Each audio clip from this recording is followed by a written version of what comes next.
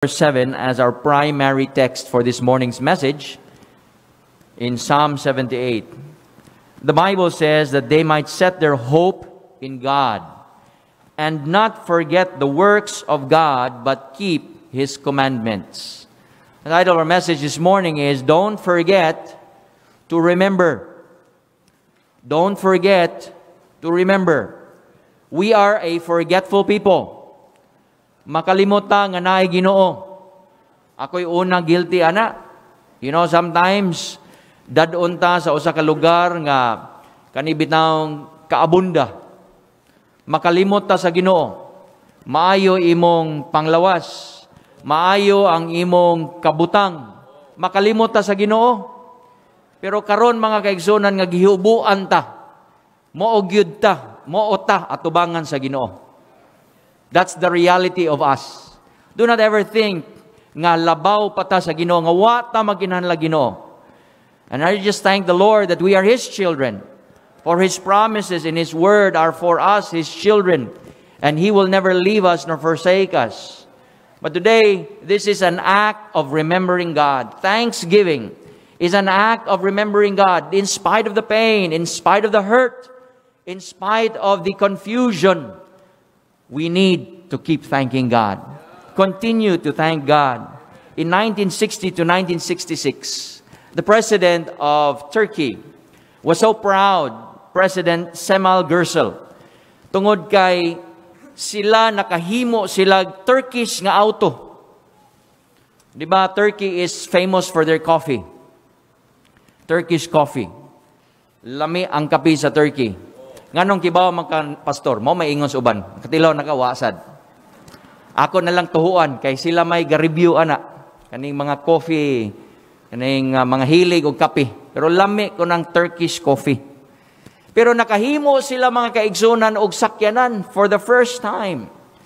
The government was so proud, the president was so proud, they were beaming with pride as they roared the unit, the first car made in Turkey, in Ankara's parliament building, the first automobile ever made there, with a chauffeur at the wheel. 100 yards dito, nagsakay dito si President Gürsel, kaway-kaway pa siya, ana-ana pa siya mga kaigsunan. 100 yards after, napawong. Napawong ang auto. Sigig andar, wanagin mo andar mga kaigsunan. Medyo na fade ang kaway-kaway ni President Gürsel. Nauwaw siya kay daghang kay tao nagtanaw, daghan kaayog kameras nga nakatutok, pinakpakay pa sila murag na fade ang pakpak mga kaigsunan. Only to find out nakalimot sila og butag gasolina. Salamat ang mga tao karon wa gyud makalimot sa gasolina perting taasag linya karon. Oh. Nakuyawan sila, mahurot ang gasolina. Pero salamat nga girasyon lang ang mga gasolina. Di na mahurot mga kaigsunan na may supply sa gasolina. Di lang yun ta magpalabi. Kaya di man na mainom ang gasolina para rana sa sakyanan. But anyway, forgetfulness is a commodity that is abundant in the world today. It is something that is rare, but it's not rare, not something that is rare, but it's common. Sa kita nga mga Kristohanon, makalimot man ta. Makalimot ta sa Ginoo karon. Pating remember gyud natong Ginoo oy. Right now we remember God. Labi na way internet, hurot ng Bible, tunga nang nabasa. Tunga na, di ba? Tunga na sa Bible nabasa naman, wa may line. Mag games ka wa kay games diha, wa kay internet. Unsa na? Facebook ka, walay Facebook ron. God time. Amen? Facebook time with God. Face to face with God karon. Makahinomdom ta sa Ginoo. Usahay manggod malimtanon ta. The psalm that we read today reminds us that we are to remember the Lord, for it is certain that we will forget. First of all, we need to remember that God is our Creator. Even though the storm has passed, even though this great deluge of calamity has passed, makita nato mga kaigsunan, God is still the God who created all things. You know, storms were never a part of God's creation in the first place. It is a result of sin. Kaning tanan nga kasakit, tanan nga mga freak things that happen in nature are a result of sin. And this is to remind us, magpahinumdum ni kanato, nga mauni ang resulta sa sala. Guba gyud, destruction. Many times, we play with sin. We think that sin is okay. Dili maayo ang sala. Maoning resulta sa sala. Destruction. The devil is very subtle in that in the beginning, he tried to picture out in the mind of Eve nga okay rang magpakasala. Okay ra ni kay ang Ginoo dili na kasabot. Ginoo na siya, layo kay siya. Oh, that's far from the truth. For God knoweth our frame. He remembereth that we are dust. Mao nang naapataron. And He is taking care of us. And He is our hope, and that is why we thank Him for it. Remember our Creator. He is the Creator of the world. In the beginning, God. In the book of Revelation, the Amen is the name of God. He created the animals, the trees, bisag nga wagtang ning mga kahoy, mahibong ka, muturok ramang gihapon. Ingana ang power sa creation. The plants, the insects, the mountains. That is why you need to take time out to enjoy and to engage in creation. Many times, especially young people, wala na'y balanse silang kinabuhi. Puro na lang nakaatubang sa gadget. Wala na kailag dagat. Kaligo sa mo ay lang ron. Ay lang ron. Kaya dagang galutaw-lutaw ron nga mga hait, nga mga butang. But you know, when we had the opportunity, engage in creation. Take a hike. Take a walk. Breathe the air. Narata pirmi sa atong sulod sa atong kwarto, wag yung engagement. Get to know the created world. In fact, this world is going to be recreated by God. In the millennium, He is the giver of water, the giver of rain. Job 36:27, for He maketh the small drops of water, they pour down rain according to the vapor thereof. Salamat sa tubig, bisag nihit ang tubig karon, at least na ay tubig. At least karon na daghan na nga mga naanay mga lugar that already are up and about in electricity. They can already pump in water. And by today, tomorrow, in the next few days, we can be able to see an improvement. But God is the giver of rain. He is the creator of the world. Psalm 135 verse 7, He causeth the vapors to ascend from the ends of the earth. He maketh lightnings for the rain. He bringeth the wind out of His treasuries. Psalm 147:8, who covereth the heaven with clouds, who prepareth rain for the earth, who maketh grass to grow upon the mountains. He is the controller of the weather. Salamat nga dili. I remember the time in Bagyo Ruping. Ing-ani sad ni nga bagyo. Flat sad ang Cebu. Usa ka buwan mga kaigsunan ay nakabangon ang Cebu. Salamat, in just a few days, na clear na ang daan. Naanay nagsiga nga mga suga. And karon I see in the news, in 1 week, at least 1 week, makita nila, they'll try their best. Nga in 1 week, itagalan nila 1 week, mabalik na ang kuryente. Naanay nag-inspeksyon diri sa atong building karon gikan sa Bicol. Salamat. Hinaot pang paandaron nila. Hindi na ta mag-generator. But you know what? Karon is the best time nga ato yung ibutang sa atong unahuna ang Ginoo. Kay basig inigbalik na sa tanan, makalimot ta sa Ginoo. Karon is the best time. Remember, we are His created people. We have been created by God. Genesis 1:27, so God created man in His own image.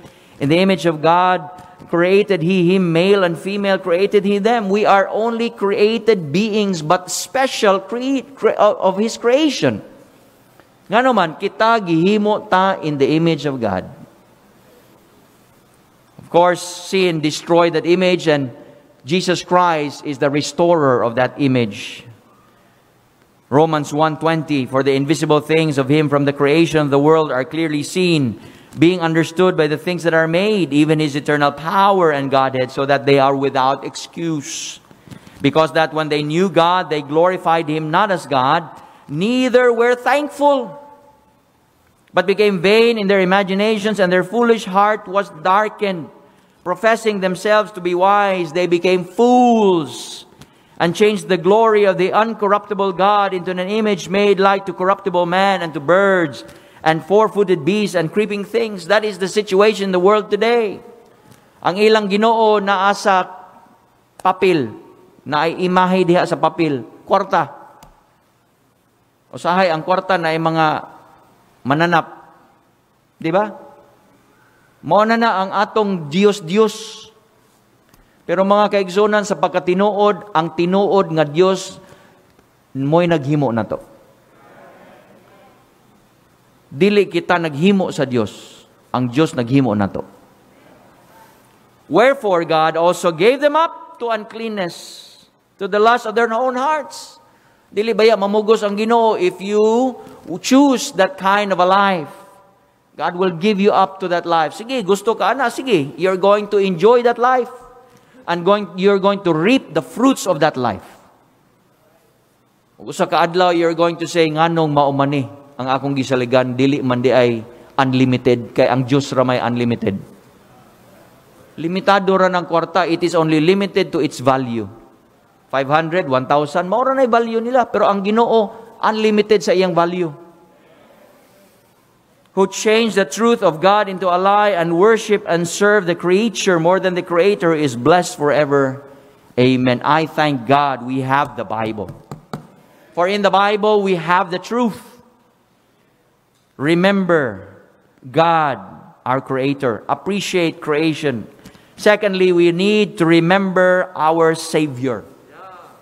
He is our Savior. Wa na'y lain nga manluluwas. The Lord Jesus Christ. Pastor, when his prayer today, we are not celebrating this Thanksgiving Sunday to pay for our salvation. Dili mabayran atong kaluwasan. We are just doing this to thank God for His salvation. Remember our Savior. If you are here today, wala ka pa makaangkon ng kaluwasan, dawata si Jesucristo, mga kaigsunan. Si Kristo lang ang tinuod nga manluluwas. Wala gilabot si Maria, ana. Wala gilabot ang uban nga mga santos, ana. Si Kristo ra gyud. Si Kristo ra gyud ni ari sa kalibutan, nagsulo og pagkatao, og siya pinaagi sa iyang balaan nga kinabuhi, iyang gihatag dito sa cross sa Kalbaryo, ang iyang dugo, iyang giula sa pagbayad sa tanan nato mga sala, giingon dito sa kalangitan, it is done. Accepted ang imong sakripisyo para sa tanan. So ang tanan nga modawat ni Jesucristo, kita mahimong balaan. The Bible says, as I said this verse yesterday in the interment of Brother Felix, dito sa Sem Park, we read the passage of Scripture in Psalm 116 where the Bible says, precious in the sight of the Lord is the death of His saints. Di ka kinahanglan mamatay nga mahimo kang santo. Buhi ka pa, mahimo kang balaan, masanto ka tungod ni Jesucristo. He justifies us. He saves us and washes us and cleanses us. Remember our Savior. Exodus chapter 13, verse number 3, God reminded the Israelites of how that they were delivered up out of Egypt. And Egypt is a type of the world. Pharaoh is a type of Satan. And how that they had been delivered from Pharaoh, from Egypt, from the world. And they were saved by the Lord God Himself. The Bible says in the last part of this verse, Exodus 13:3, for by strength of hand the Lord brought you out from this place. There shall no leavened bread be eaten. That is why when we celebrate the Lord's Supper, it is unleavened bread. Nga naman, because it represents Jesus Christ. Diri padaan sa Old Testament, gipadayag na si Kristo. Wa pa si Kristo sa kalibutan, naa na mga kaigsunan ang kaluwasan. Gipadayag na. Remember our Savior. Thank God that over 2,000 years ago, our Lord Jesus Christ came to this world. The season is to remember the birth of the Lord Jesus Christ. Our church does not believe that we know the date of His birth, but we believe that He was born. And we need to proclaim His birth because His birth is connected to His death. He was born to die.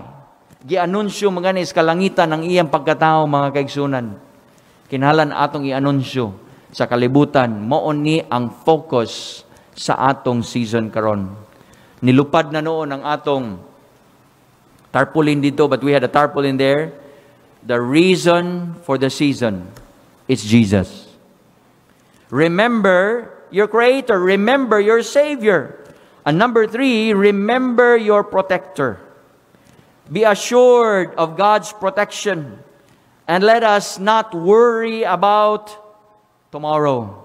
Psalm 20, verse number 7, some trust in chariots and some in horses, but we will remember the name of the Lord our God.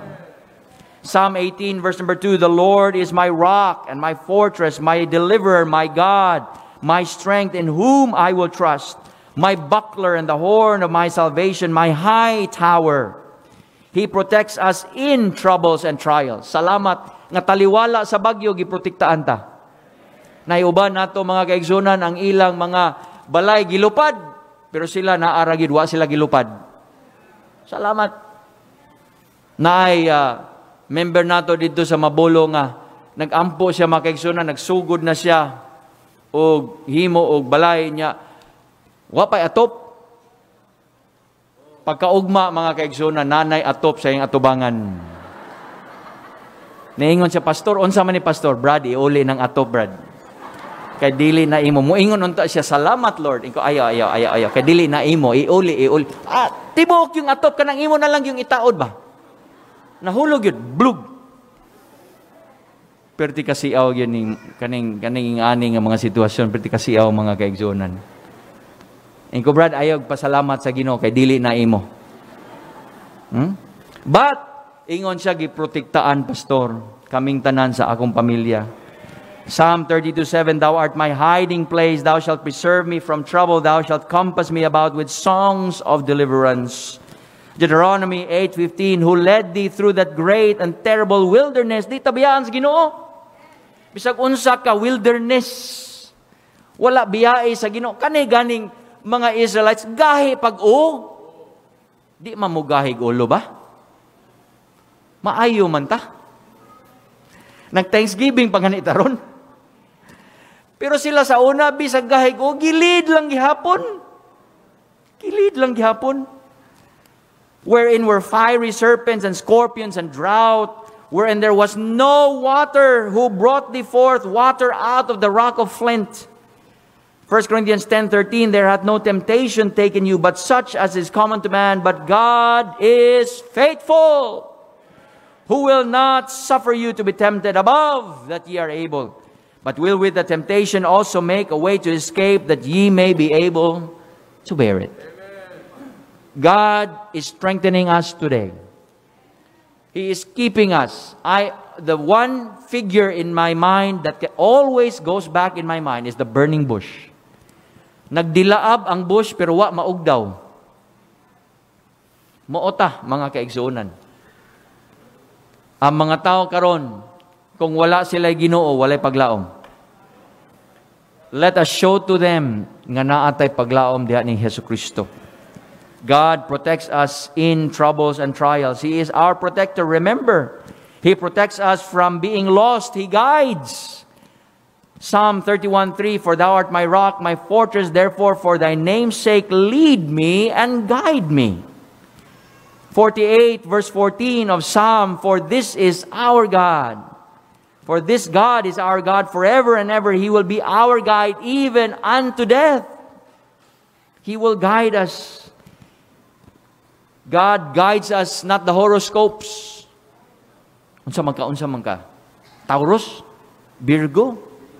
Gemini? Unsa may kapalaran nimo karon? You are going to meet the love of your life. Naminyo naman ka. Unsa naman, sayop gihapon. Sayop. Not feng shui, not the tarot cards. For the child of God, we are guided by God Himself. God Himself. Oh, salamat. You know, when years back we were riding this whitewater rafting, Kaya dito sa Cagayan, sakay mi ana, perting kulbaa mga kaigsunan. Niingon katong guide, ingon sa, sige lang, relax lang mo. Buingon gani ko, padol lang. Kung grabiha ning tawanan niya, daghan gud mi, dako gud to ang katong sakayan, katong bangka, dili, bangka ka ng raft ba? Siya ragong usa, grabiha niya, oy. Iya yung mamaniobra, bisag unsa kakusog, ang sug, iyang mapatuyok, iya pang mapatumba. Sa gusto mo matumba? Gusto mo ka nang matumba? Sa mga batanon nga kuyog na mo sad. Sige, atumba sad sila, oy. Katawa sad sila, kami way tumba palihog. But you know what? After the end, I really shook his hand. Ko nga, you are a good guide. Ako nakulbaan ko, pero kalma ra gyud kaay ka. Tao ra to. Labaw pang Ginoo. He guides us. He is God. And then He protects us not only from being lost, He guides us, He protects us in troubles and trials. Our God protects us from Satan and the world. Folks, listen. Kaning atong kalibutan karon, kaning nagkagrabe nga mga kahimtang karon, mao na ni ang gisulti sa Bible. Ni anatas katapusan. Pagpahinumdom lang ni ba nga naatas katapusan. Basig maganahan tas kalibutan, nakalimutan nga anak tas Ginoo. Ni anak tas katapusan. The world is going to go worse. Evil, it's going to go worse. Maarang-arang man ang atong kahimtang, mobalik ang Korinti, pero ang mindset sa tao, evil gihapon. Hugaw gihapon. Daotan gihapon. Unsay mahitabo, this world system is going down. God is going to pour down judgment upon this world. Folks, you need to be born again. You need to be saved. If you are saved, thank you, Lord. Nga naman, apil ta sa rescue. Apil ta sa sakgaw, apil ta sa rapture, apil ta ni Ana, and when that happens, it is going to be worse than this one that we have experienced. The world is going to be in a great turmoil. 5 binilyon ka mga tao mawala. Mga eksperto, mga ngilngig nga mga tao mawala. There's going to be great calamities that going to happen in the world, and you know who is going to unite the world? Who is going to solve all the problems? That is the Antichrist. And they are going to worship him. Karon, nilanding atong presidente karon dire. I have been informed that muari mo bisita atong presidente mo tan-aw sa first hand sa sitwasyon dire og sa Bohol. Mga kaigsuonan, ang atong presidente, pasalamat ta nga naatay presidente, but he is not the savior of the Philippines. We need to pray for our president. We need to pray for our governor. We need to pray for our mayor. We need to pray for those that are barangay leaders. Pray for them. They need the wisdom of God at this very hour. They are trying their very best to be able to see where they can maximize and to be able to see that they can help. Pero mga kaigsunan, they need wisdom. Dili lalim ni, oy. The other day, pagkahuman gyud sa bagyo, nga guba man atong gate diha sa likod, kay gituod, guba. Nakaipsot ko dito man mi natulog sa Mandawi, nakaipsot ko, ni ari ko diri, pag-ari na ko mga kaigsunan, mura gi-overrun ang atong facility diri, og mga klase-klase, mga tawata kaila, ang mga tawa na. Kanya-kanya na kuhag tubig, bisag unsa na lang.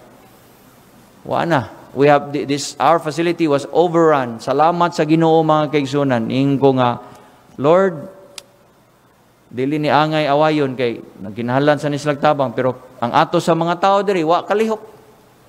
So we visited our city director, and when I arrived in the police, he was there. He said, "Pastor, let's go together." So he came here. And he said, "What do you want, Pastor?" I said, "Peace and order." Because that's the job of the police. And salamat na peace and order. Salamat sa guidance sa Ginoo. Salamat nga atong syudad na ay peace and order. Nataas ang linya, usahay na mga ginagmay, usahay mga away-away, kay di man lalim. Pero mga kaigsuonan, it is God who protects us from Satan and the world. A few closing verses, 1 John 5:4. For whatsoever is born of God overcometh the world, and this is the victory that overcometh the world, even our faith. John 16:33, these things I have spoken unto you, that in me ye might have peace. In the world ye shall have tribulation, but be of good cheer. I have overcome the world. 1 John 2:13, I write unto you, fathers, because ye have known him that is from the beginning. I write unto you, young men, because ye have overcome the wicked one. I write unto you, little children, because ye have known the Father. What is all this, Pastor? Let us remember not to forget, or do not forget to remember. Amen? God is our Savior, our Creator, and our Protector. He is going to guide us. He is going to push us through until the end of the year, welcoming another year. You know, our theme for next year is grace.